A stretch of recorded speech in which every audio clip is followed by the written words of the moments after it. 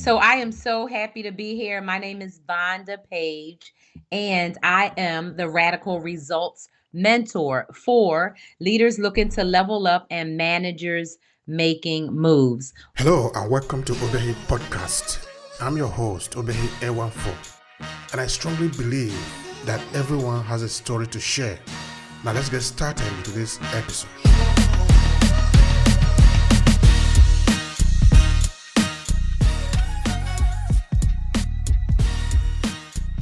What does that mean? That means that I serve as a mentor for people who know that they need to up-level their strategies and their skills. And what I do is I give people the tools, the techniques, and the time, right, to move from leader to legend. With that being said, I'm also the CEO of my own company, which is Radical Change. And that is a boutique coaching and consultancy. And through that company, what I do is I run mentorships, I run masterminds, I run memberships, and I run master classes. And the overall vision, the long term goal of my company is to really see the alleviation of anti Blackness. And I know that in order to get to that point, what we have to do is we have to up level the skills that leaders have right now so that they can build and develop skills to meet the moment, because we have several crises happening right now, and I think that the root of those crises and why they've been allowed to extend is really based in anti-Blackness. So I'm just super excited to be here and to have the conversation today. Thank you so much for that. That's really impressive and really interesting. It looked like it's at the center of our conversation here, which is African diaspora, our experience as a people. And of course, we also need to talk about who we are, what is our interest, what is our point of view in the world. In that we should not be afraid to say that we are here. We are really here. We are not a philosophy. You don't need to go somewhere to know who we are. We are here right now. We are here. We have always been here. So we need to own our space, own our voice. That is it. We don't need to apologize for that. All right. Before we get there just now, I want you to tell me a bit about yourself, because we love to know about the background of the people. So where were you born? Tell us, give us some feeling about that. Oh, wow. So I I love that question. And I'm really evolving in my maturity in terms of like what I feel comfortable and confident about sharing. But first and foremost, let me just tell you that I was born and raised in Philadelphia, Pennsylvania, in the United States on the East Coast. And I was born in 1969. So that means that I was a kid or a child of the 70s. And so, growing up in the 70s in Philadelphia, I want you to think big, beautiful afros. I want you to think big, beautiful noses and lips. And I want you to think Angela Davis. And I want you to think Asada Shakur. And I want you to think Sonia Sanchez. And I want you to think Malcolm X, right? And I want you to think about these voices and these images and the pictures of these people saying Black Power, right? And saying, Nina Simone singing To Be Young, Gifted, and Black. That's where it's at, right? To hear Stevie Wonder saying, the first man to die for the flag we now hold high was a Black man, right? So I grew up in that time where the 70s, where Black people was proud and Black people was like, things are hard, but we proud and we know we can make it because we know where we come from. We know we the descendants of kings and queens. We know what our ancestors endured. We know that Africa is our home, and that's where civilization and everything was started and created. So my teachers that I had, my Sunday school teachers, the preacher at my church, my neighbors, everybody around me gave me that, like, love yourself and be proud of who you are, because this is our history. And so I grew up just like super proud about being Black, and also super courageous, because knowing that being Black in the face of anti-Blackness, being Black in the face of people who hate Black people, right? Because that's how they are conditioned. It's a challenge. But for me, I mean, it's our duty, right? It's our duty to fight for our freedom, and it's our duty to win. And we don't have nothing to lose but our chains. So for me, growing up hearing that, growing up knowing that, growing up seeing that, that's like what's in me today, and why I'm like, I'm not going to just sit idly by and live my little life and act like things are fine when every day Black people are getting killed for no reason except being Black. So that's me. That's me. All right. Now, it is early 17. It is 17 now. Let's just put it like that. When you were growing up, what kind of Philadelphia did you see? What kind of America did you see in comparison to what we have today in 2022? Or we can take it back few couple of years ago. Two things that are different for me. Number one, in the 70s, I actually saw the violence up close and in person. So, for example, in the 70s, I can remember going down into a certain neighborhood to get groceries with my babysitter, and the Philadelphia cops doing what's called a roundup. A roundup is where they just start collecting Black men off the street and pushing them against a wall, a row of houses, and then searching them, patting them down, and spraying them with hoses for no reason. And I remember being snatched away when I was like looking like, what the hell is happening here? That's one example. I was in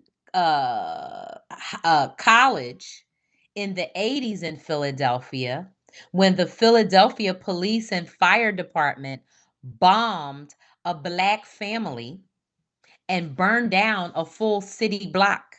It's called the Move Fire, the Move family, and they killed women and children. So in the 70s and early 80s, not only did I see things physically, like with my own two eyes, and I also saw news reports and read the newspaper. So for me, a lot of kids in America go to school at 5 years old. They go to school at what's called kindergarten. When I was a kid, kindergarten was just getting started, and I didn't go to kindergarten. So that whole year, when I was 5 years old, I read the newspaper. I read the Philadelphia Inquirer, the Wall Street Journal, the weekend Sunday New York Times. I read the Philadelphia Bulletin. I read the encyclopedia, the atlas, the dictionary. That's all we had. I didn't have these things, right? I have devices, right? And all of this. And so, reading the newspaper every day, starting at age 5, I became an early political junkie. I became a person that followed the news. And then when I started school, right, I had really good teachers, teachers that would show me writings of not only those women that I named, but writings from Baldwin and Du Bois, right? And they would show me pictures of African kings and queens and inventions that Africans invented, right? And so I had that knowledge there. So fast forward to 2020, which was when I realized that I needed to not only leave corporate America, and we could talk about that in a second, but that I needed to really put a focus my work on how do we address what's happening now. The difference now is it's on camera. So now, other than Black people, it's not just Black people can who can say it's happening. Now that it's on camera, and now that people have made all these pledges and all of these campaigns about things that they're going to do and not doing them, they didn't do them. So when I was in corporate America and when I could see it for myself and when I could compare it, right? The difference is people can't say it's not happening. Back then they could say, I don't know what you're talking about. It was never on the news. Now I don't even get on TikTok as much because I'm seeing 3 and 4 of these incidents a day, right? Because we know as Black people, and in America especially, you know that Black people get killed constantly, and Black women go missing, and Black gay people, whether trans or non-binary people, right, get assaulted constantly. That is the life of being Black. And so the difference from what I grew up in that city and seeing that, but at the same time having no strong role models, I also saw that same thread that we have now, which is a thread of number one, traumatized Black people. Okay, meaning traumatized African Americans, Black Americans, right, who are descendants of American slavery, who are so traumatized that are still to this day afraid to stand up and say, yeah, damn it, I matter. I'm a person and you're not going to treat me like that. Part of it is economic, part of it's institutional, part of it's systemic, but part of it is where's your mindset?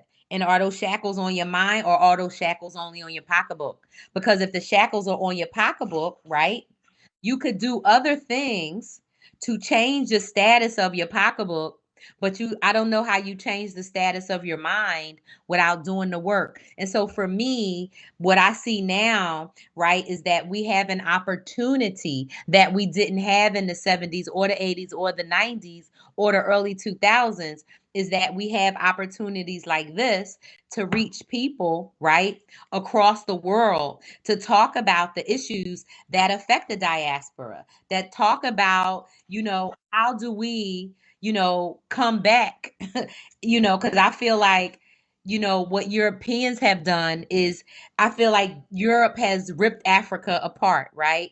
And dispersed us. That's, but Europe has done that. And so at this point, in America, Black people should know, Black Americans in America should know that no one is coming for us. White people are not going to save Black people. Black people have to save Black people. And Black people have to do that by first freeing themselves up here in their minds, right? And then they could work on the other stuff. And so for me, I think it goes to really unlearning anti-Blackness and loving yourself, because it's amazing to be Black. Being Black is everything, right? But the world tells you being Black is bad, ugly, dumb. And if you're in America, you're a welfare queen or a single mom or a deadbeat dad. Like that's what America tells you, right? If you're Black. If you watch TV, if you go to the movies, if you listen to music, there's negative, negative, negative. And so over time, of course, that's going to seep in to your psyche if your mind isn't guarded.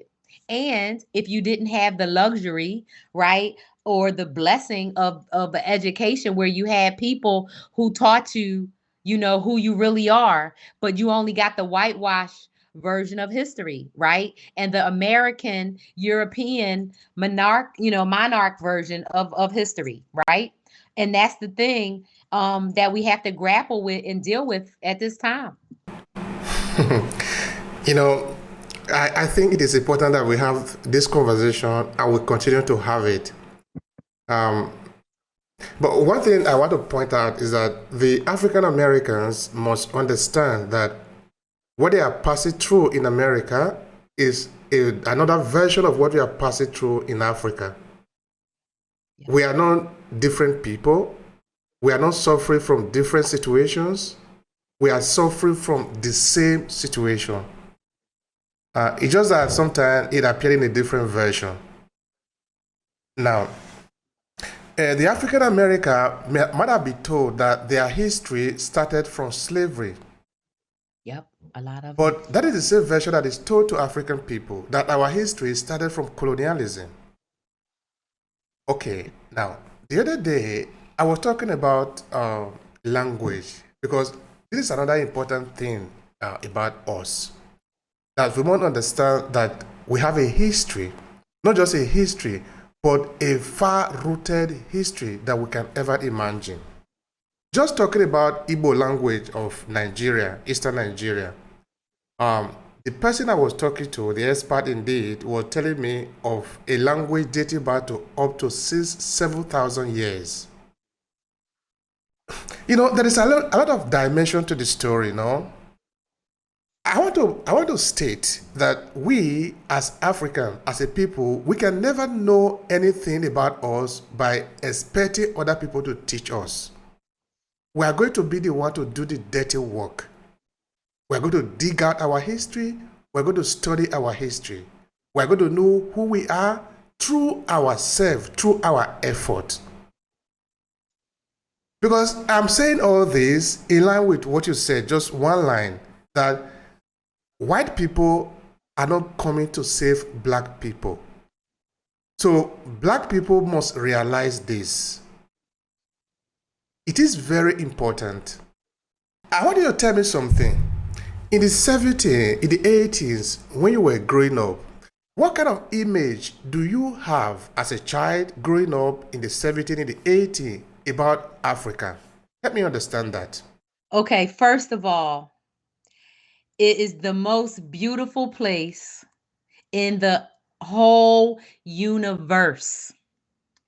It is vast and beautiful in terrain, in humanity, that the shades of skin go from the lightest to the darkest, from the tallest to the shortest, from the like that there is just color and beauty, and people just living in who they want to be, that there is, scientists and teachers and mathematicians and doctors and architects, but everybody is black except for South Africa. And so to me, it was like, I can't wait to go to Africa and be in an environment where I get to be beautiful. I get to be around people who are really my people, because I'm here in this place that they stole my mother's father's like they stole me. And so I don't belong here any damn way. I want to go to where everything is, it's not perfect, but it's black and it's me. Whereas knowing that I'm here in America, I mean, yeah, I've been here since for generations or whatever, but it's not home to me. It's not where I want to be. I'm definitely not staying here that much longer, as far as where I'm going to live, because I have a choice, right? But for me growing up, Africa was like a place where I want to go. Now, I'm going to tell you what was in the books in school, what people said about Africa was wrong and was not what I just said to you. What they said was everybody is hungry in Africa. Like everyone is starving. I'm like, how can you have a whole continent and everybody be starving? That doesn't even make sense to me. So what I learned, or what was taught, was everybody in Africa is starving. And so that's why you have to clean your plate in America, because kids in Africa are starving. Literally, that's all that we were like taught in school, was that Africa was a place where children were starving. That was it. There was nothing else. But my black teachers that I had growing up in Philadelphia, and I had black college professors. The first time I think I didn't have a black teacher was in graduate school when I was getting my master's degree. But before that, I had black teachers my whole life.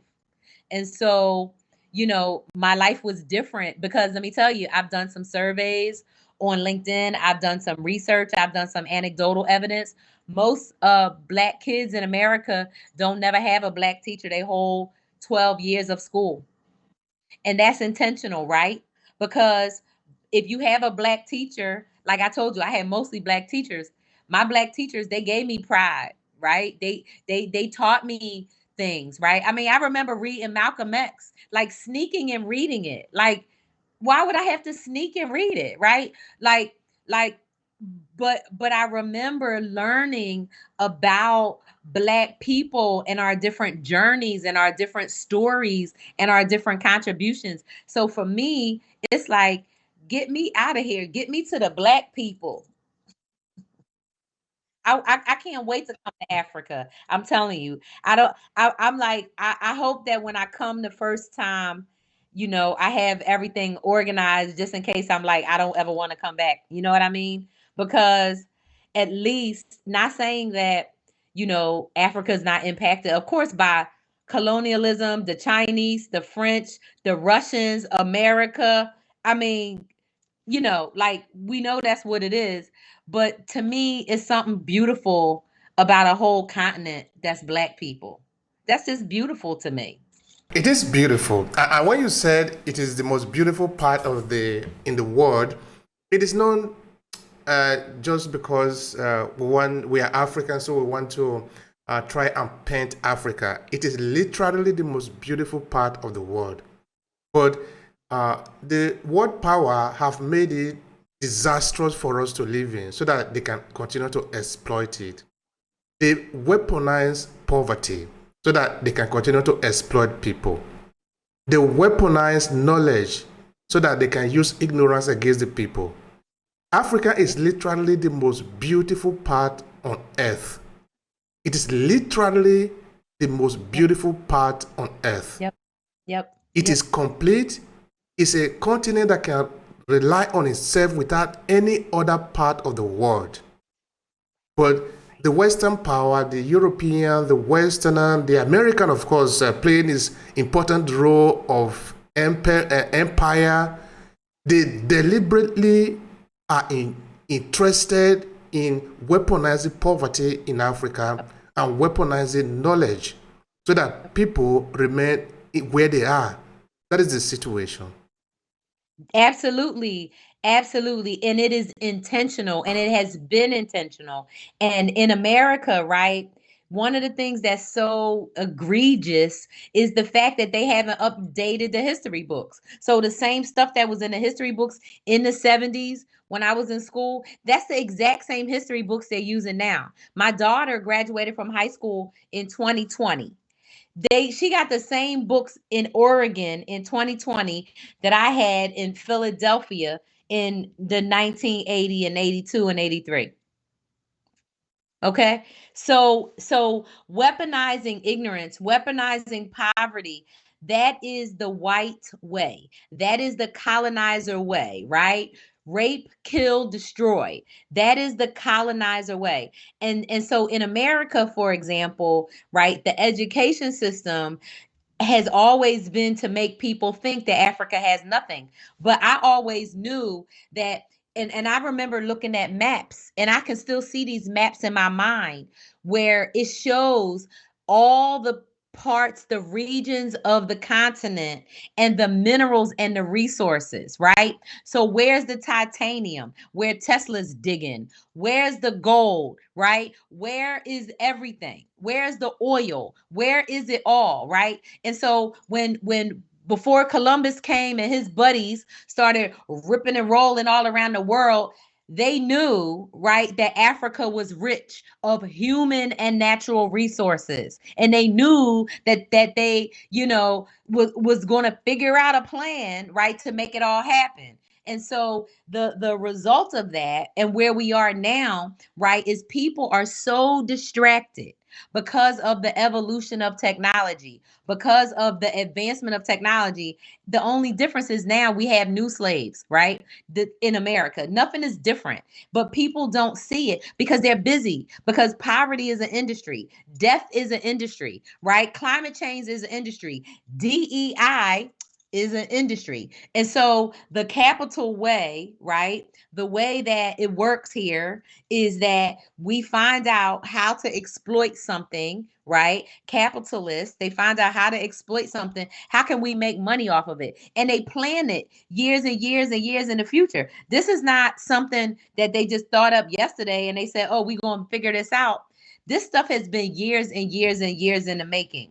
the anti-blackness and making black people feel like they are inferior, that has been years in the making. That has been decades and centuries in the making, in terms of how do you get a people to adopt a mindset that tells them that they are not worthy or valuable, right? How do you do that? Well, you have to do that through years and centuries of systematic conditioning, of structures, of laws that set up so that you keep black people at the bottom. And the thing that people don't want to talk about is it's not white supremacy, because it's not just white people. Is it only America and Europe in Africa right now that is raping Africa and stealing everything and exploiting the continent? No, it's not.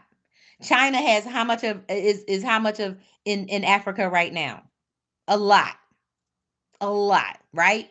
And so it's not just that it's white supremacy, right, that keeps people and organizations and rich people, right, doing these egregious things to black people. It's a sentiment of anti-blackness where people feel like they can, crap on black people because they feel like, everything that they were fed, all these lies and all this nonsense, that they just going to go with it because it's too hard to have the conversation. Black people don't want to admit internally that their trauma, okay, of that feeling of being black, the way that some black people respond to the trauma is by acting like it's not real, right?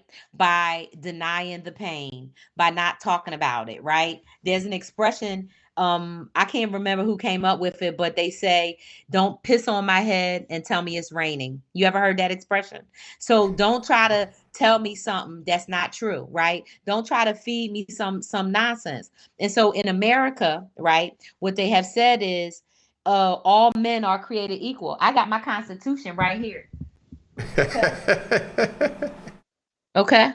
I know what it say. Okay. It say all men are created equal. They was talking about white men who own slaves. They wasn't talking about nobody else at the time. Okay. And they still not talking about anybody else. In America, when they say all men are created equal, they mean all rich white men are created equal. That's what it means. And so people have to wake up to that.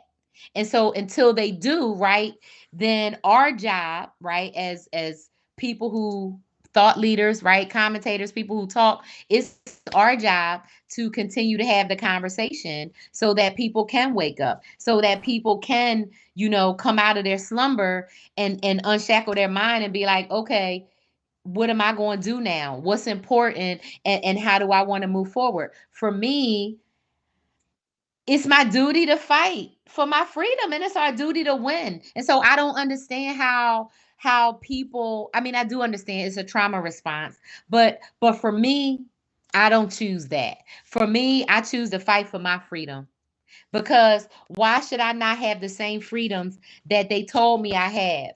That way more of my ancestors died than these people's ancestors. The educational system, you did make mention of the fact that we have these white people that are teaching black people about things, about culture, about history.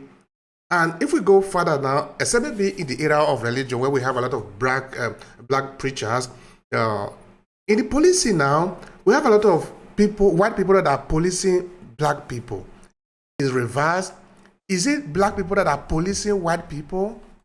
I think somebody needs to make this clarification. Let's be sincere. Do we need a just society, or do we need some kind of a society where we are just managing people? Do we need a fair state? Because if we want, we can do it. It is possible. It means everybody really should be equal, created in the image of God.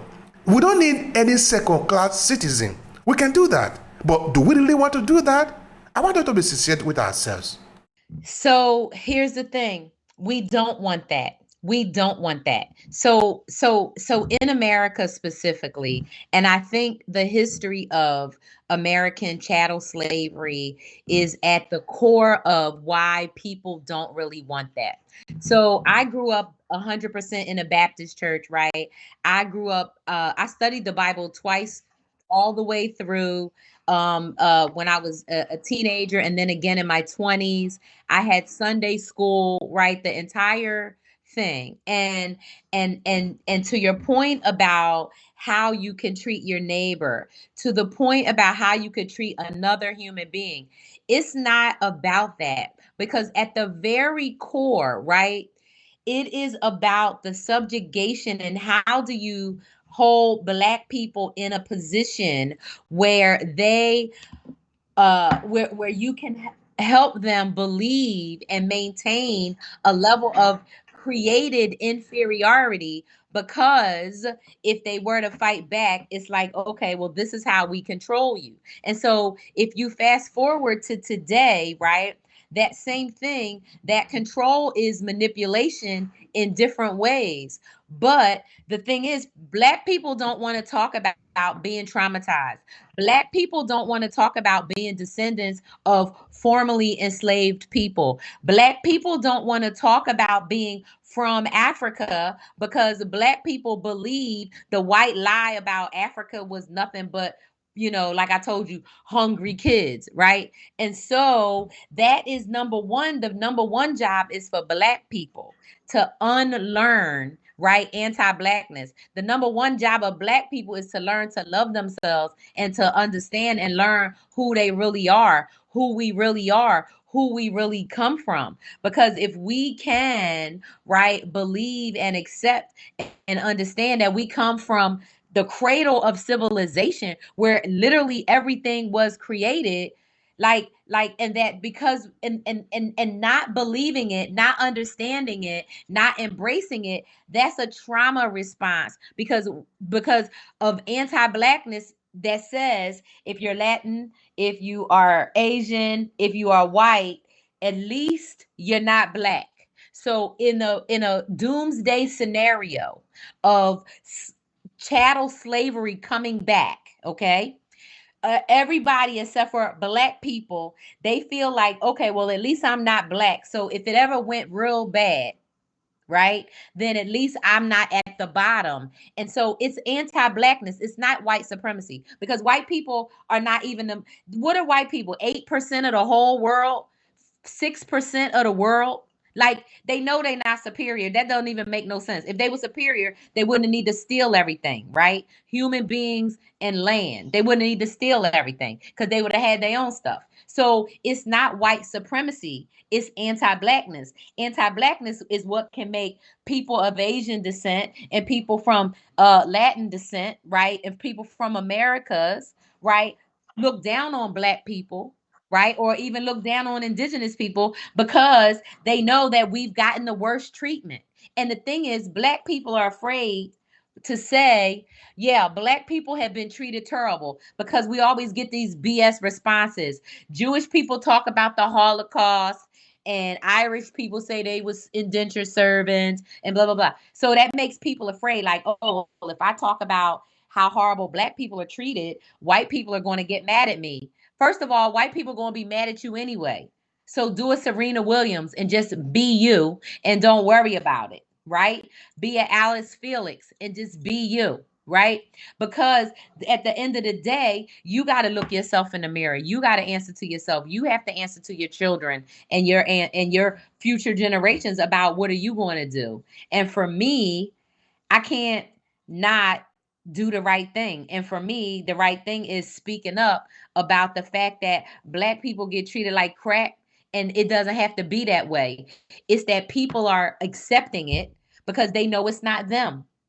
And so I'm just going to call it out as often as possible.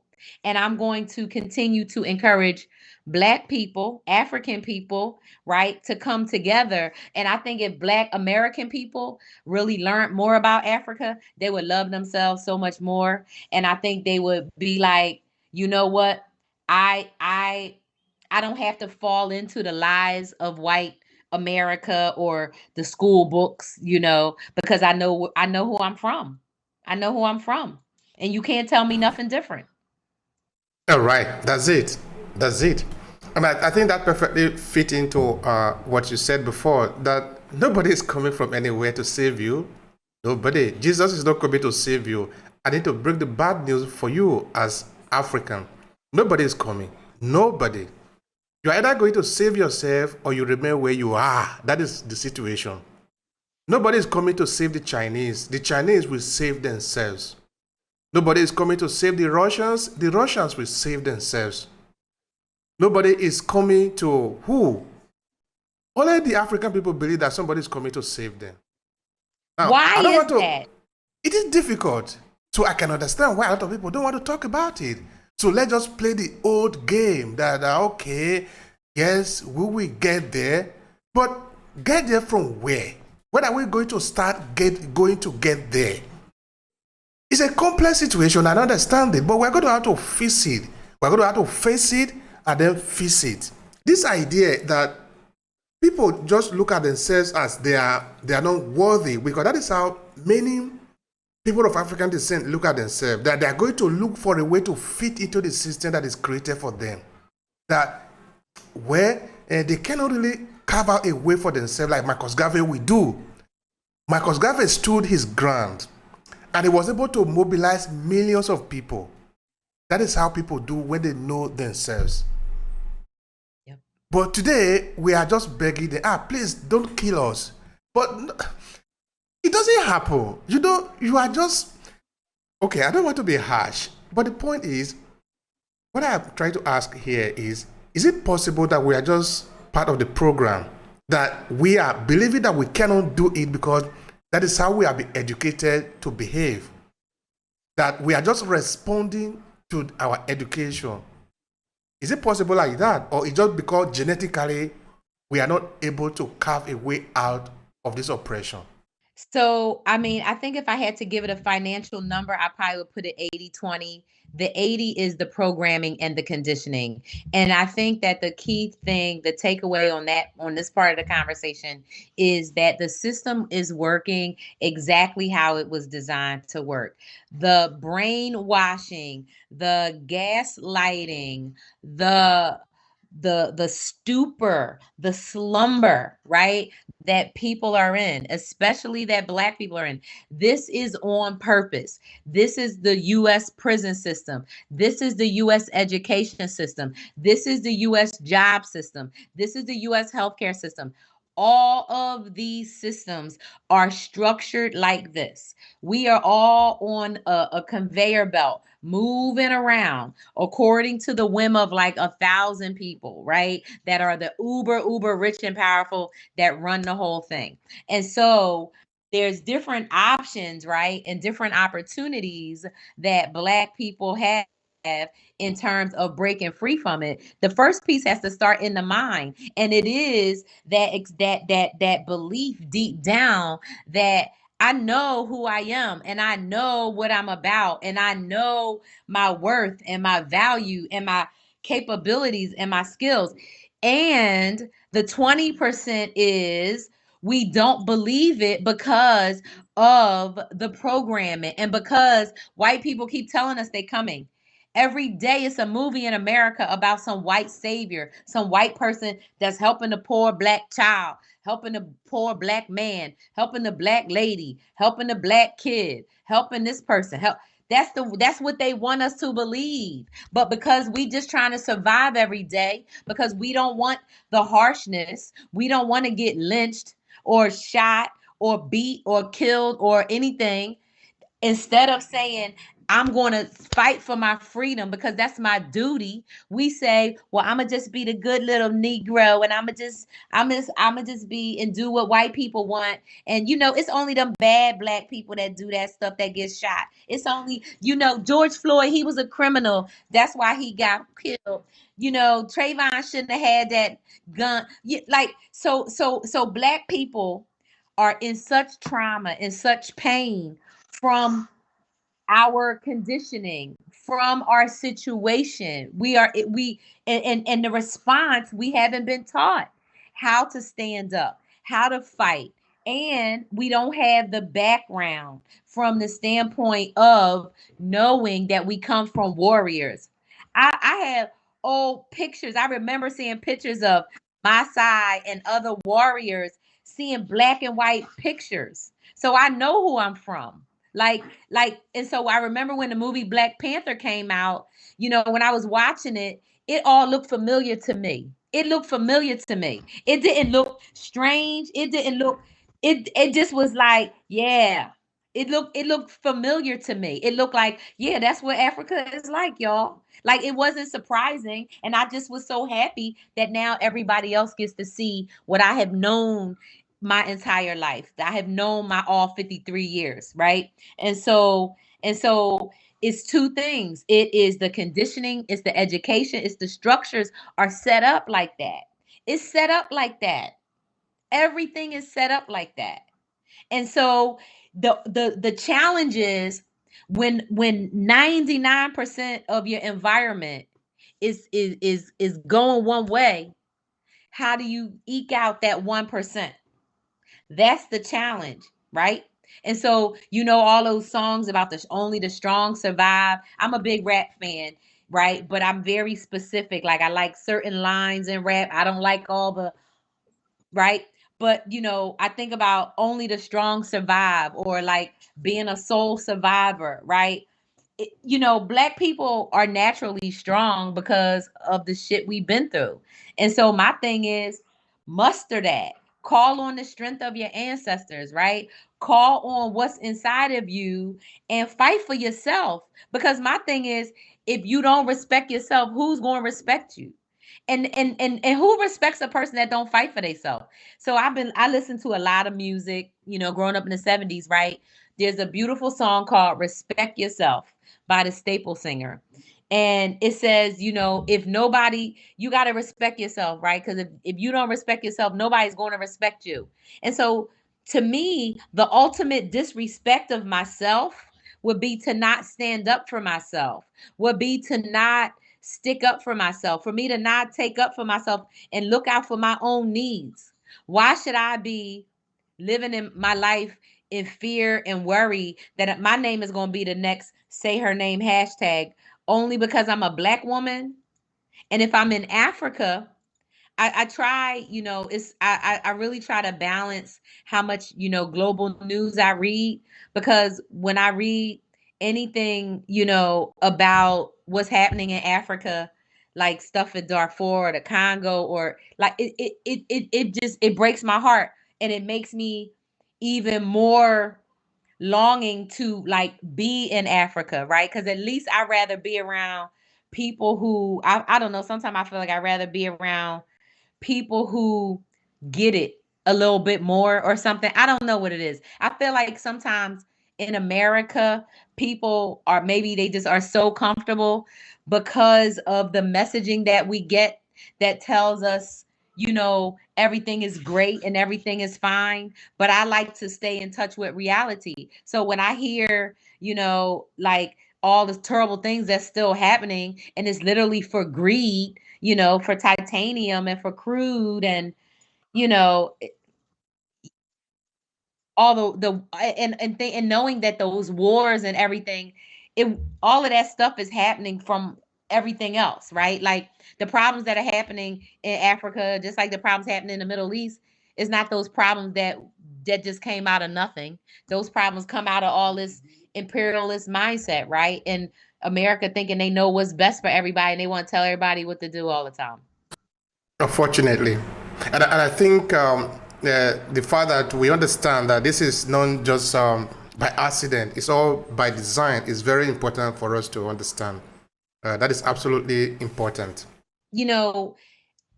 There's the conversation and the lexicon and the verbiage around what I call anti-blackness, and a lot of people call anti-blackness. Some people call it anti-black racism. But I want to focus and talk about blackness. And I want to talk about Black people. It's kind of like, how especially in America and especially in corporations here, they use these terms and they start saying people of color. And now they say BIPOC, right? And women of color. First of all, Black is not a color. Black is the absence of color. Black is the absence of light. Black is the beginning and the end, first and foremost. But besides that, right? I don't believe, and I don't allow people to lump me or Black people in with other people, because our experience in this world is unique. And so, whether we are talking about our experience in Africa or our experience in America, our experience in, Asia, it doesn't matter. Our experience is unique. That's number one. The other piece, right, is really around that when we use the term racism, that says, okay, well, we could say that we are being racist against Asian people, or racist against Latinx people, or racist against Australians, or racist against Indian people. No. In our world, in our society, Black people, whether you're talking about Africa or America or anywhere else, and if I didn't know, watching how the people in Europe treated the Africans trying to escape the Ukraine war and throwing women and little girls off of these trains, if that didn't wake Black people up to know that nobody in the world cares about Black people and that we have to care for ourselves and come together, then if that didn't wake people up, then that's super sad. And that means we just got a lot more work to do, and we need to continue to have these conversations. But anti-Blackness and alleviating it, it starts with unpacking people's experience and understanding of what Blackness is, and what are Black people, and why they have something in their mind that tells them Black people are bad, Black people are less worthy, Black people are less valued. Because you don't hear nobody talking about Asian people. You don't hear nobody is in China taking China over, extracting stuff from China, right? China makes stuff for everybody, right? But who is digging in China, stealing stuff from them, right?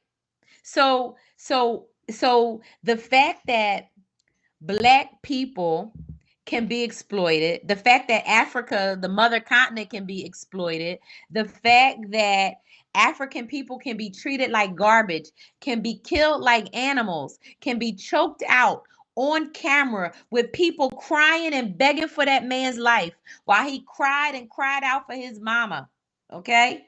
And didn't give a shit.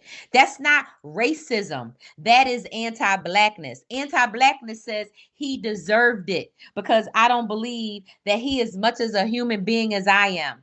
Anti-Blackness says I don't care about all them girls missing in Africa that have been, who knows what has happened, and trafficked all around the world, right?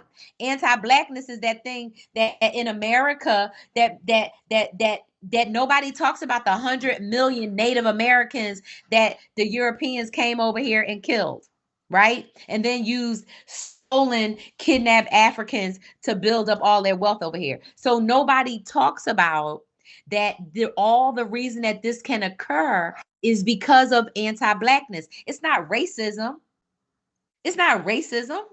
It's anti-Blackness. It's people hate Black people because they were conditioned to hate Black people. They were trained and educated to hate Black people. How else do you treat Black people like garbage? You have to believe up here that something is wrong with Black people. You have to believe that you're better. You have to believe that Black people aren't really human beings. And if you get an exceptional one, if you get a Nupita, or you get a Will Smith, or you get a Beyonce, or you get, whoever, that, oh, they're exceptional. That's the lie. That's the lie. And so we have to unpack all of why we even believe that. We have to unpack that these are structures and systems. And guess what? Nobody wants to hear it. And I don't want to say nobody. Power don't want to hear it. So to your point, power only respects power. So how come my little old 5,000 people LinkedIn keeps on getting shut down? Obviously, right? Somebody is worried that my voice is going to get heard by somebody, and somebody is going to whatever, right? And so power only responds to power, but power has to be organized. Power has to be collaborated. Power has to be strategic, right? Power has to have skill and competence. You only do that, and you're only going to get that when people are like-minded, right? And understanding where they are and what the situation is and willing to put some skin in the game. I don't work for any American corporation. I have my own company.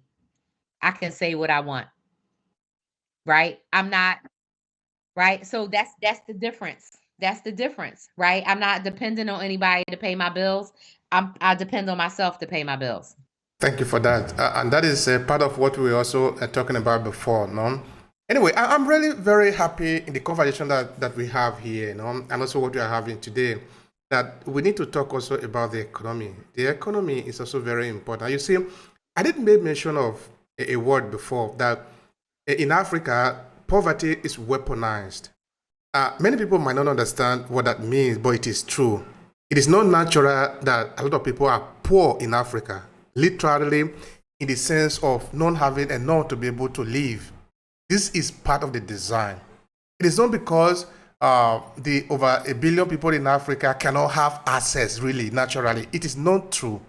The system is designed to keep the people poor, because when you are poor, by poor in the sense that you are not able to meet your basic needs in life, then you need to depend on somebody.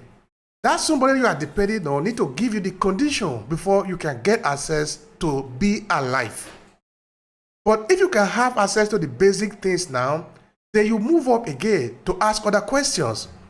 You see, the quality of question we ask depends on the kind of answer we are able to get. All of us are not asking the same thing.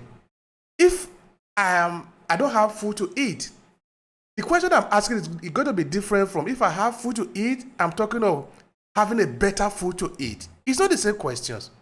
So I'm not going to get the same response. I think this is important that in our conversation, we also inculcate that, helping people to generate income, learning how to generate income so that they can take care of their basic need, and then we can move to the next one. So, how do we resolve this problem of anti-Black hatred? Is there something that we can do? Help me with that. There are a lot of things that we can do. So I think, so first of all, for Black people, right, the first thing that we can do, right, is really look at our own history from the standpoint of what did we learn in our family, our community, and our church. Did we learn that white version of Christianity that says, slaves, be subject to your masters and obey your masters, like, right? And did we take that to mean that we are lower than other people? That's one piece to think about. So as we are examining ourselves, right, and we're examining, okay, who am I and what do I believe and how did I come to that, right? We want to also, right, think about, right, like, what do I want to be and what kind of life do I want to have, right?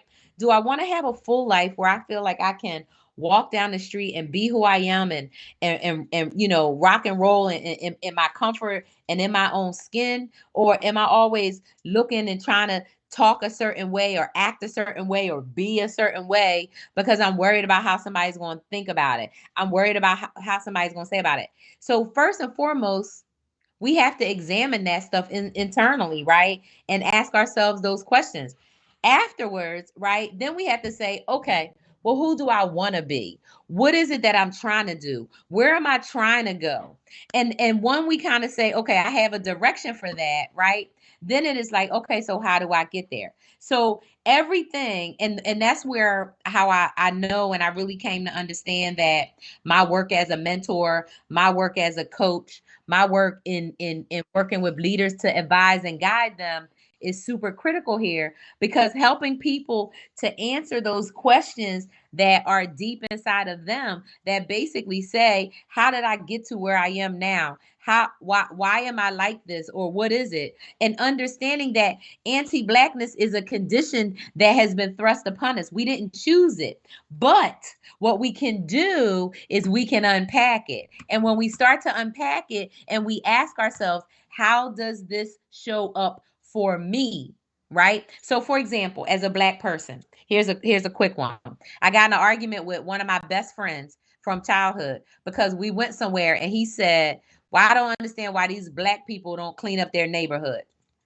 And my head almost went like around my head 3 times. And I said, first and foremost, black people are not responsible for their conditions when it comes to America. Literally, we are all here doing the best we can.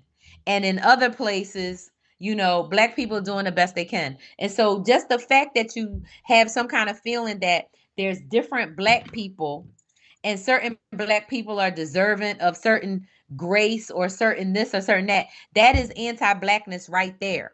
That is anti-blackness. Would you say that about a white person? So you know how in America we have tons of school shootings? Literally, people walk into guns and blow kids away, right? Do you ever hear people saying, well, white people, that's what they do. They just shoot up schools.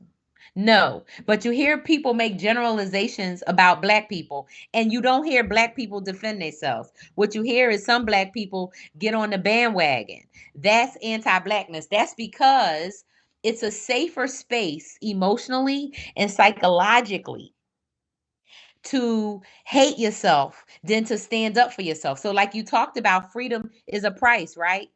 All those people I named, where they at now? They in exile somewhere, right? Or they dead, right? Because if you amass power, right, to try to free people and help people, you're not going to be able to, back to you use the British and America situation. That didn't happen with some kind little tea party, right? That was an all-out revolt. That was a war. And so if black people think that they're going to have a DEI department in the government or in a company or in anything else that's going to fight and give them equal pay and equal this, and to your point, take them out of their economic condition. No, because I have to keep you worried about your next meal. I have to keep you worried about how do you get to work when gas is $6 a gallon. I have to keep you focused on your basic needs so you don't have time to sit in front of an iMac and do a podcast or an interview and talk about how, anti-blackness is the thing that is driving, right, all of this other activity. So the way to tackle it is to confront it, is to, when you hear people say something that's anti-black, you say, no, no, no. Sorry, no. Would you say that to a white person? Would you be happy getting treated like black people? Right? So that's because that's the question.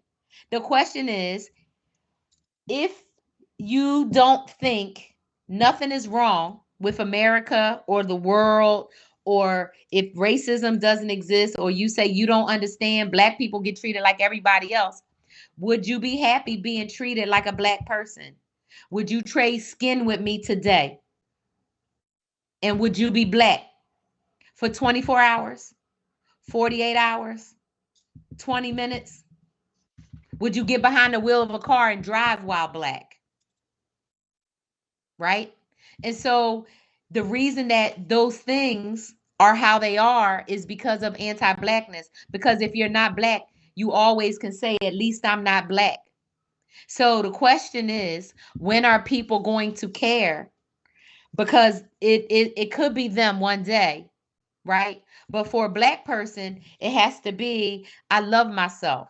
I'm young, gifted, and black. Black is beautiful. I believe everything that was ever sung to me about the beauty and the brilliance of blackness and of black people, right?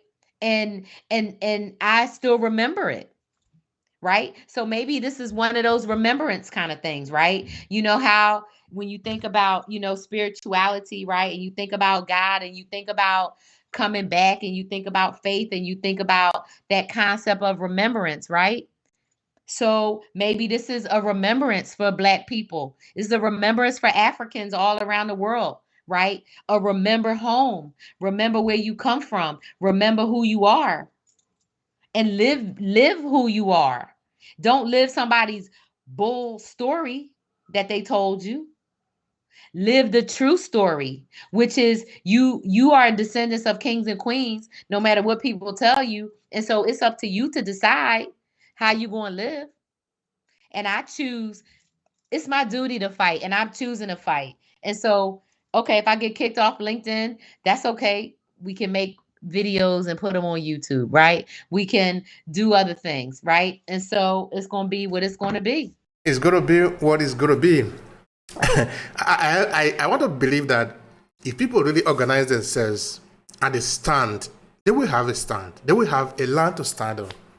But if they don't organize themselves, we're just like shooting at random. We're not going to get anything at the end of the day. Well, we might succeed in blaming somebody, but we're not going to get anything. A number of times I've asked a simple questions. How come in the time of Marcus Garvey, he was able to organize a people that much, have a shipping line with a mission? But today, a lot of people put together, they cannot do the same. Are we lacking the focus? Or is it because we don't think it is enough, what we have suffered is enough, or we don't think we really deserve it? Because I believe that some people are having a wrong impression of what freedom is. That after we have suffered so much, maybe the Europeans are going to say, okay, let's see, let's pardon them. You see, they have suffered enough now. Let's set them free. Let's leave Africa for them. Let's go back to Europe. But this is wrong because it's never going to happen. You see, the apartheid regime in South Africa, they didn't plan any exit. Their decision, what they had in mind was to have the system go on forever. Until somebody stood a ground and they said they are ready to die. Of course, I know that a lot of compromise was made and here and there. But we shouldn't think that your oppressor is going to be tired. It's not going to be tired. It's always going to invent other means, other ways to make sure that the system go on. That is why I think we must look for a way to free ourselves. Because nobody is coming to free us. It's not going to happen. All right, now let's look at the economies. Because we talk about the fact that the behavior that we have today is not by accident. It is part of the design. And we also talk about the fact that poverty is being weaponized. It is weaponized in Africa. I want to believe that it's also weaponized in the United States. A good example would be, look at the prison industrial complexes. How much billions of dollars people are making out of that. You just pretend that we don't understand it. What is happening there is another version of slavery, where the people are put in chain. But this time, let's say legally. Slavery is over, yes. But what if we do it another way? It can still be done another way. That is why the oppressor is never going to free. They don't have the intention of free you. It is you that is going to free yourself, or you will never be free. Okay, the economies. What do you think we can do there? What role does maybe our ability to put food on our table play in being able to work in this anti-blackness, so that we can be proud of who we are, but at least also be able to provide our needs? Because if you cannot provide your needs, after you make your noise, tomorrow you are going to depend on somebody else who is going to give you the condition based upon which you are going to get the basic necessity. Tell me about the economies for our liberation.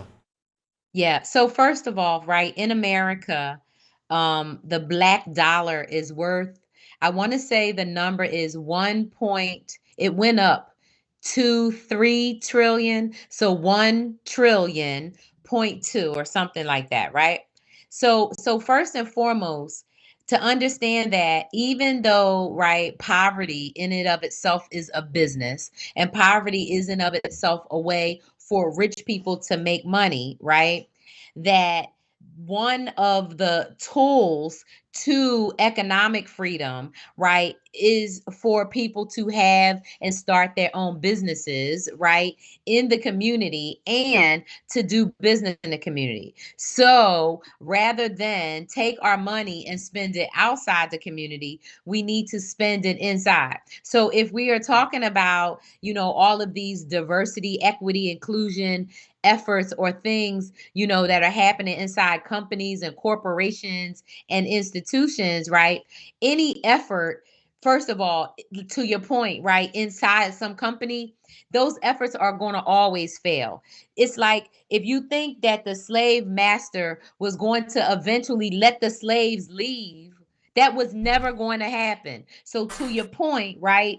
No one is coming. And so, what we have to do economically is number one, recognize and realize that we are worth being paid how much our work should be valued for, and not less, because we spent centuries working for free and now still spend time getting exploited for our labor. In America, Black women make 58 cents on the dollar compared to a white man. Okay. And so, when we're talking about economies, right, that has to have a conversation in terms of who are we giving our labor to, and why are we giving it to people who are undervaluing us, underpaying us, and exploiting us.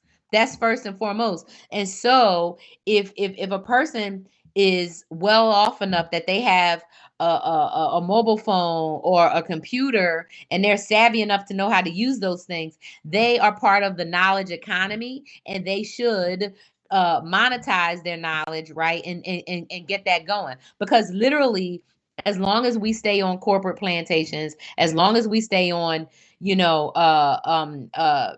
institutional plantations, we are still slaves. In America, you pay taxes even if you own stuff. So literally, you're never free and clear. They always own something of you and yours when you're in America. And when you die, right, if you owe back taxes, they will take anything you left to pay taxes. And so this whole notion around slavery being over, slavery is not over. Slavery is evolved. It's not just the prison complex.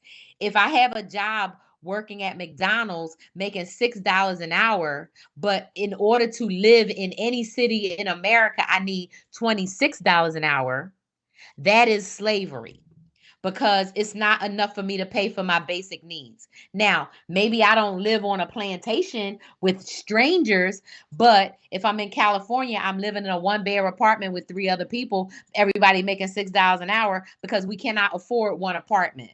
And so it depends on how you look at it. But the way to get out of it, first and foremost, is for Black people have to value ourselves and love ourselves enough to know that we are worth being paid more than minimum wage, and knowing that we can take our time, our own talent, and our own skills and put those in the market and make money off of that, so that we're not dependent on somebody else. And then we can get on the internet and say whatever the hell we want to say. How about that? We can fight for our freedom. But if you on somebody else's plantation, how you gonna fight for anything, right? If you work at a company and somebody works for you and they say, well, you have a uniform. You say, well, every day you have to wear a white shirt and black pants. And you tell people that's the job. You have to wear a white shirt and black pants. Well, then the next day somebody comes in, they say, well, I don't want to wear it. Well, then you can't work here. Well, I need the job to pay my bills. Well, then you going to wear the black pants and the white shirt. Well, okay, then I'm going to wear the white pants and the black shirt. You understand? And so the way it works is the system, there's a codependency there. But you can only have codependency, right, when you have the other person. So you can break codependency if you choose to, but you have to become economically, right, independent enough to do so. So you got to believe, number one, that you have the skills, right? You have to have some strategic support. You got to have some help, some mentorship. But you have to value yourself. And that starts up here. And if the messages that you've been given for centuries that got passed down genetically, right? And through every message that you're not good enough, you're going to struggle with it. And so I'm here to tell Black people you are good enough. You always was good enough, and you never needed anybody to tell you anything different. However, the conditioning has got us all messed up. So unpack it for yourself and choose differently, right? Because we have that freedom. And so you always got the freedom in your mind. And so my thing is, go with that, use that, and let that be your first step forward. Oh, right. That's important. That sounds very, have to do with a lot of mindset down. And that, of course, brings me to what you do. You're a radical mentor. You are a radical result mentor in that this is actually where you spend your time, right? I want you to Yep. tell me about that. What do you do in this area? I love talking about being a mentor because I never really thought that it was like a job. like like it's always been something I've done. Like I've been a mentor, probably since I was 12 years old, but formally, you know, uh in the last year and a half. And so as a mentor, what I do is I help people through what I call rolling results mentorship, which is an evergreen group coaching type of mentorship. So each person, right, in the mentorship has their own unique uh goals that they're working on, right? They have their own background, they have their own experience, and they have their own expertise. Well, because I'm a people oriented person, because I have 30 something years as a change manager, as a business consultant, right? And as a team leader and advisor, what I do is help people thrive and grow, right? Through advice, through guidance. And the way we do it is we use specific tools, we use specific techniques, and because it's a rolling evergreen mentorship, right? People get to join, right, at any point in time, and you start where you are and we grow together. So you grow individually, right? Because you're working on the thing you may be focused on, but then we're growing as a cohort, we're growing as a community. And so my community is a community of leaders that want to go from leader to legend, that want to level up. And so some of the things that we do, are we have weekly learning labs where we go into a deep dive topic around leadership. And I really like to focus on, individual practices and things that we can put in place. We do other things, right? Like have symposiums and conversations on topics such as unpacking anti-blackness, right? Such as, well, what does leadership really look like at this moment in time? And because my company, like my vision and my overall thing that I want to accomplish is really alleviating anti-blackness, everything has that lens of looking at it from the perspective of how are we approaching this? Are we approaching this in a pro-black way? So that means, how is what we are doing going to impact Black and Indigenous people? How is what we're doing, right? How are we thinking about it? Because we know our conditioning and the way things are now are very white centered and Eurocentric, right?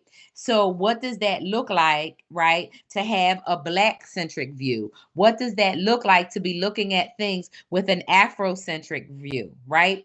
And so, putting everything through the lens of alleviating anti-blackness, focus on proactive pro-blackness, right? So that nobody gets left out. Nobody gets left out when we focus on making sure that the needs of Black people are met. We wouldn't have all this poverty if we focused on making sure that Black people's needs were met. We wouldn't have this inequality if Black people were considered, right, as equal parts and members of the society like all the other people of different ethnic backgrounds. Thank you for that.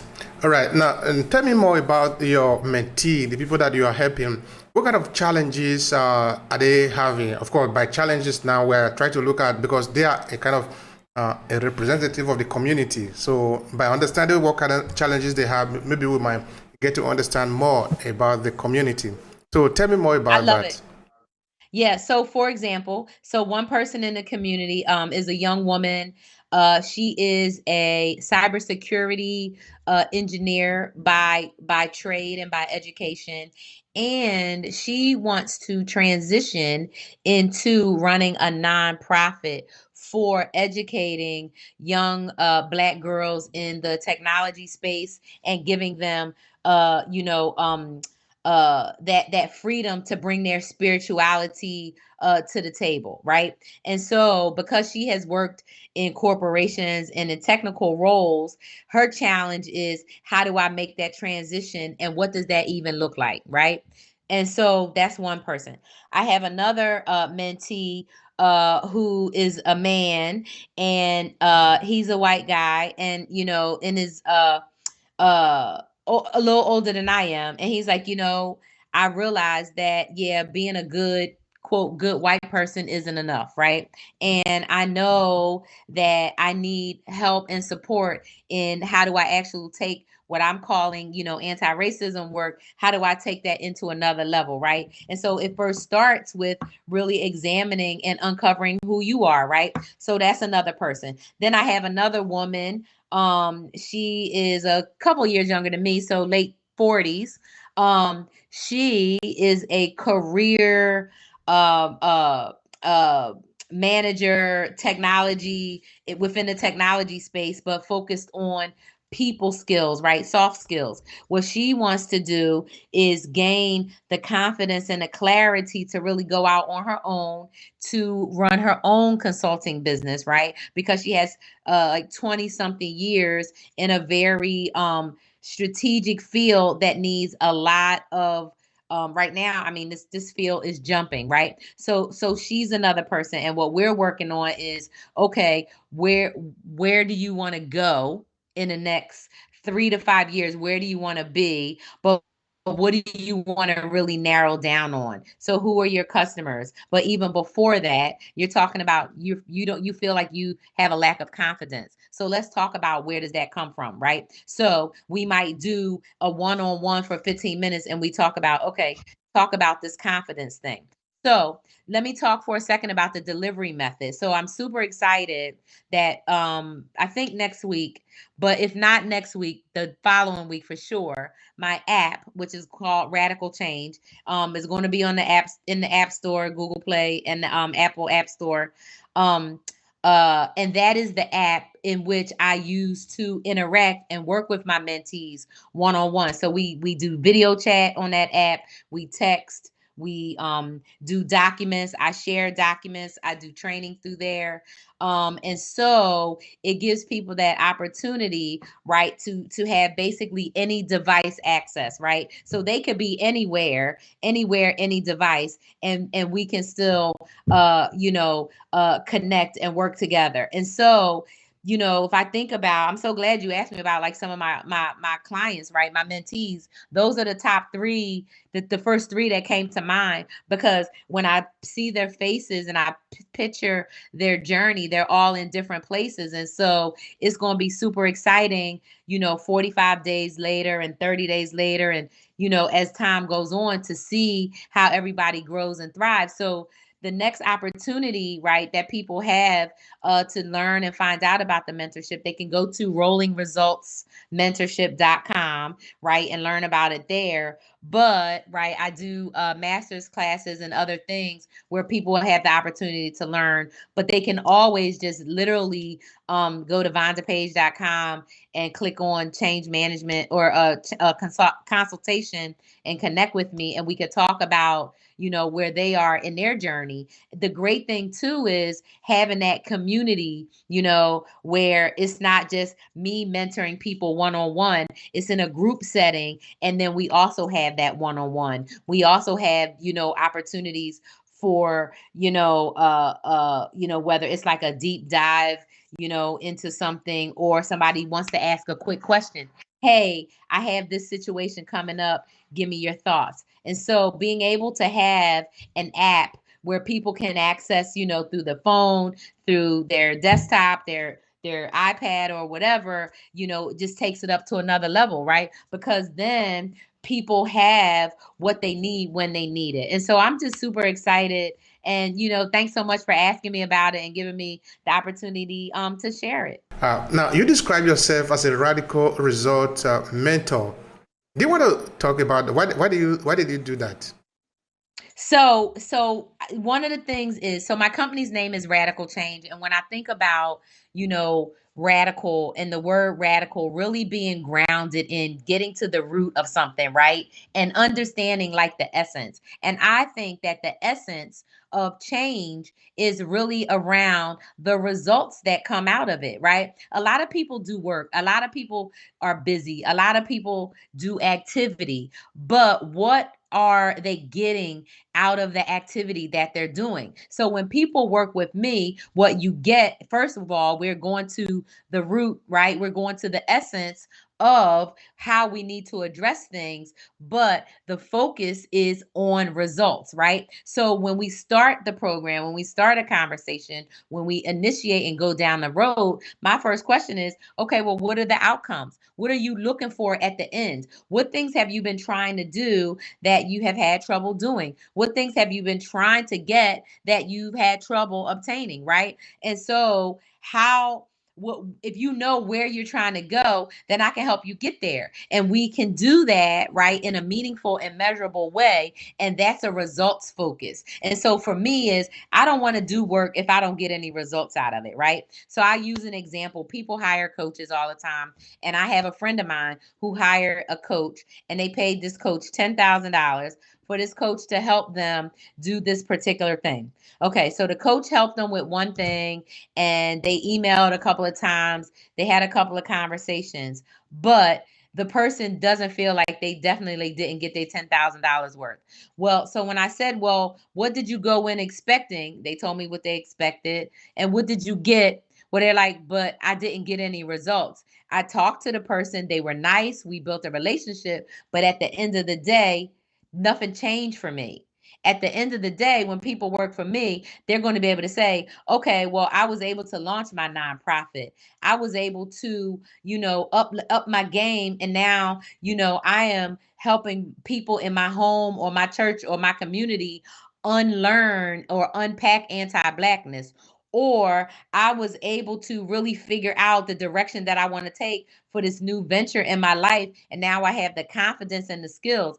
I was at a level 4 of 100 for confidence before the mentorship. Now I'm at like an 87 or whatever the case may be. So it's radical in the sense that I'm focused on results, because at this point, right, if we're going to make meaningful progress in anything that's important, we have to focus on what are we trying to get to. We have to focus on, okay, well, what is the outcomes, right, that we're really trying to get. And so that's what it is. And so it's radical in the sense of, I don't know how many mentors are telling people, hey, we're focused on results over here. And so the other thing is, when it comes to the clients or the people that I want to work with, I don't just want to work with anybody. I want to work with people who have serious work that they want to get done, and people who know that they want to focus on the outcomes. I want to work with people who are serious about trying to achieve results. And again,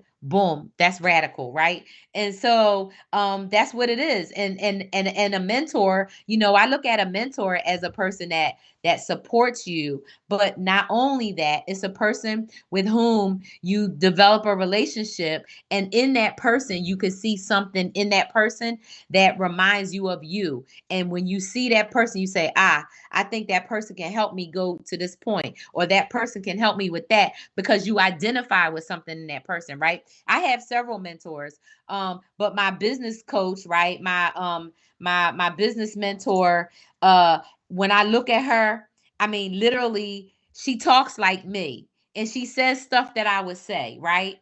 And when she's talking, I can see me being and doing what she's doing. I can hear her when she's talking to me, and feel and get and know what she is saying is for me, right? Even if I'm watching a tape, of a video that she did 3 weeks ago, because I can see in her what she has that I'm attracted to that I want. And so that's the other thing, right? So in a mentor has what you want, whatever that is, right? And it's just a matter of how can you make that relationship work for both you and them so that you can you can get that and have that. And so for me, like I said, I don't want every person to work with me. I want people who are serious about trying to get real work done, people who are really serious about advancing. And all my clients aren't black. Literally, I only have one black client. All my other clients are white, right? And Asian. And the thing is, you can't be scared of hearing something that sounds new. You can't be scared to tackle, a tough topic, right? You can't be scared to have a discerning discussion, on something that, was deemed taboo before, right? But what I will say is that, the reason that I'm really pushing the conversation around alleviating anti-blackness is because DEI doesn't work. Diversity, equity, inclusion, it doesn't work because, to your point earlier, the oppressor is not going to give you, the keys to overthrow them. They're not going to do it, right? The slave master wasn't going to just let people walk off the plantation, right? They that's why they had guns. That's why police was made, right? Literally government was made to protect business. And the first business in this country was the business of breeding human beings. Period. Now, I'm beginning to see that now. Probably there is a delicate balance that we need to strike now. That perhaps we don't need to start a war against even the oppressor in Africa. Maybe we don't need that war really. Maybe we need to understand the game, how it is played, and we need to participate according to how it suits our interest. We are going to dethrone European from Africa. This is our final objective. It must be clear. We want to be the leaders of our land, but we are not going to do this by fighting.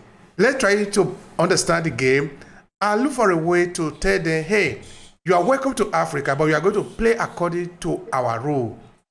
When we get to your land in Europe, we will play according to your rule. You cannot impose yourself on us. We cannot impose ourselves on you. But we're going to look for a very delicate, fine line to do this without resulting to a catastrophe. I think that can also be very interesting because now we are beginning to see that if you have something that is really highly valuable, the other person you are proposing to is going to take it from you.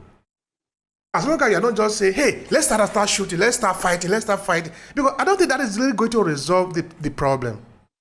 Because the European, you see, it takes them a lot of hundreds of years to be able to get to where they are today in Africa, where they are basically the laws of Africa.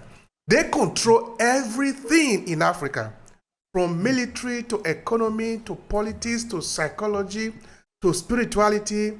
Everything is controlled out of Africa. How did we get to this point? It wasn't through a formally declared war. It was a systematic operation. So I think we need to deconstruct that system in a way that we don't need to say, now, hey, let's go and fight. Okay, the fight, what kind of fight are we really talking about here? So I think that is very important. Yeah, it really is. And it's not the kind of fight that can be fought in that way. The fight first has to start within. But besides that, before that, or in addition to that, I think it really is about not fighting. I think it's about building. I think it's about becoming self-sustainable. I think it's about building your own and focusing on your community instead of trying to fit into a system that is designed to destroy you, literally, right? Like we can't walk away from capitalism. It's not like we be like, oh, I don't need money, I don't need food, I don't need water, I don't need no. But you can say that I am not going to continue to be a party to my own destruction. You can say I'm not going to continue to be a party to my own demise. You can say I'm not going to be a party to my own detriment, whether it's my emotional, physical, or psychological health. And I think that takes self-love, right? I think that takes a lot. And I think that's where, Black people got to step up, right? And say, hey, I love myself enough to respect myself and to fight for myself. It is our duty to fight for our freedom. It is our duty to win. That's what Ashada Shakur said. We have nothing to lose but our chains. Why? Who wouldn't fight for that? So wake up and fight for it. Now, if you were to say this is the primary objective of what you do, because what you do now, based on our discussion, what you do as a business is in full relationship to what you are as a person, and I find that to be very interesting. So, if that is the case, what is the central message behind what you do? Everything sum up together. I think I would say leaders learn change, right? Which is my blueprint and my system. And so leaders learn change means that in life, we get confronted with opportunities. And at those opportunities, right? Change is always happening. Change is all around us. Change is this ever evolving energy, right? But leaders learn consistently. Leaders evolve. Leaders ascend, right? And so for me, I think if I had to sum it all up is leaders learn change. And so that's what I do, and that's what I teach, and that's what I live, and that's what I help other people do. And the change for right now, the change for me, the change that I see that incorporates who I am as a person, and also, right, extends to my business is we have got to alleviate anti-blackness. And the way to do that is through raising up this generation of leaders who want to go from leader to legend. If I drop dead tomorrow, people going to know I was fighting for freedom for Black people. I'm fighting for alleviating anti-Blackness so that Black people can just live life in peace, right? So if that means we can get all the damn companies out of Africa, great. If that means Black people in America can get paid the same amount as their European counterparts, great. If that means that people from all over the diaspora can travel freely and live life without worrying about stuff happening to them just because they're Black, then these are the like this is the future. But a pro-Black future, right, has to start with alleviating anti-Blackness. But that can't start until we step up as humans, as people, as leaders. So the summary is leaders learn change. And so I say, let's level up together. Let's learn together. So that's how I can say it is leaders learn change. And so let's learn together. Thank you so much for that. It's very important. I love that. It's very important. All right, now how can people connect with you? Those who want to do business with you, because we are also here for this. We are here to connect so that we can learn from each other, but we can also do businesses with each other because we really need this. So share with people how to connect with you. Absolutely. So first and foremost, VondaPage.com is my website. And so the easiest thing is if you go to VondaPage.com, there will be a pop-up that you can pop your email address in. And then you go on the VIP mailing list, and then you get the calendar and all of that. That all starts September 1st. You can email me at Vonda@VondaPage.com also. And then go to dumpdei.com to find out about my upcoming Destination Dump DEI Live Conference. You can go to Rolling Results Mentorship.com to find out about the mentorship. And you can also go to Leader to Legend exclusive and hear the replays from my most recent masterclass. And I'm going to have some other things coming up. And they can always literally, you can go on Apple or Spotify or anywhere you get your podcasts and type in the group chat at Living Corporate and catch my podcast there. I have another podcast called When White People Have Had Enough. They can look that up. And find me on LinkedIn. Also, the way we connected, but LinkedIn is funny, they be trying to mess with me. And so I don't know if people can connect me there, but go to VondaPage.com, and that's my website, and that gives you all the good info. All right. Now, to conclude this conversation, what would be your final thoughts? Because we talk about different important things that concerns us as a people. So I want you to drop your final line there. So my final line is, I love Black people. I want Black people to love themselves. And I want the world to love Black people and know how amazing Black people are. We have to alleviate anti-Blackness, but more so than that, right? It's a matter of thinking about the future that we want. And so I think that we should forge the future that we want, and we need to do that together. Thank you so much for that. That's powerful. I love that. I love that. I appreciate it. I Thank mean, you. I had a great time. Thank you so much. I'm so glad we got a chance to do it, because I was like, so this was great. This was great. If you enjoy this podcast, make sure you subscribe so you never miss any of our future episodes. Rate and review Obehi Podcast and share with your friends who might need it. I remain Obehi Ewanfo. Thank you so much for listening, and talk to you in the next episode.